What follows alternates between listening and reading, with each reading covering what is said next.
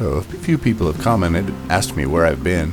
We moved from Tucson to Florida to open a barbecue place, and this is what I've been doing every morning ever since.